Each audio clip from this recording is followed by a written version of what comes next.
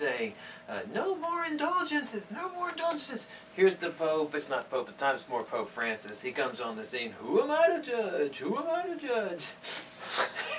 So these past 2 weeks have been great. We've done a lot of promotional updating of our current board, our trifold for Discover Berry, lots of fun things with that.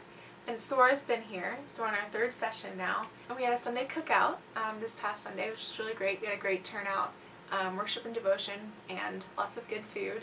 And the chaplain, he hasn't been featured on here much, but he's been teaching the staff vocational seminar every week, and also teaching Christian theology for Block A. But Block A ends this week, and he can't seem to stop teaching. Have you guys seen this little chart on the Trinity? Now this one is in Latin, which is as it should be. And it says the Father, Son, Holy Spirit, and God. It's a way of saying the Father is not the Son, but is God. The Son is not the Spirit, but is God. And you know, it's not perfect, but it works. It's better than modalism. You know what I'm talking about?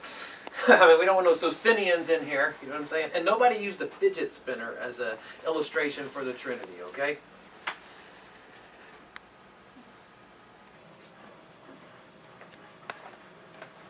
Hey, go get some coffee. Are you taking a class? Not really. Well, I've been teaching this summer theology course, which has been really intensive. The Block A crams the whole semester into 5 weeks. So that means it's kind of on my mind all the time. And I'm struck with how important these things are, and how important they are for everyone. And we are the chaplain's office. I mean, we need to be theologically orthodox, sound, and deep. We can't just be shallow, happy all the time, you know, just feel good, cotton candy spirituality. I mean, in a world where chaplains' offices are going squishy, we are not going to do that. Hey, Chaplain. I finished those purchase orders that you needed done. Do you need anything else? Oh, yeah, purchase orders, yeah, whatever. This book right here is a new book on the Holy Spirit. I'm afraid that our campus doesn't have a very rich or deep theology of the Holy Spirit, so I'd like for you to read this book and be able to write a review on it. Lead a study session tomorrow with our office workers. Can you do that? 3 o'clock. Okay. All right, sure.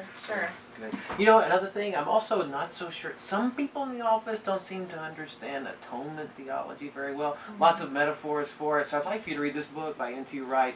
I'll give you a couple days on it, and if you can just outline the argument to everyone, that would be great. We'll say Friday. Okay. I completely understand that our office needs to be orthodox, like there's certain protocol that we need to have. And I'm a religion major. I love theology as much as anybody else, but it's getting a little ridiculous. The chaplain will be leaving at the end of this week for a long-needed vacation. He is such a hard worker, and he needs some rest.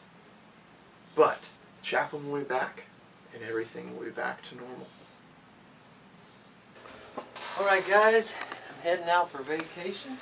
But before I go, I was just thinking, you know, eschatology. We might be a little shallow on that. So let's strengthen that by you studying these comprehensive guides I put together for you.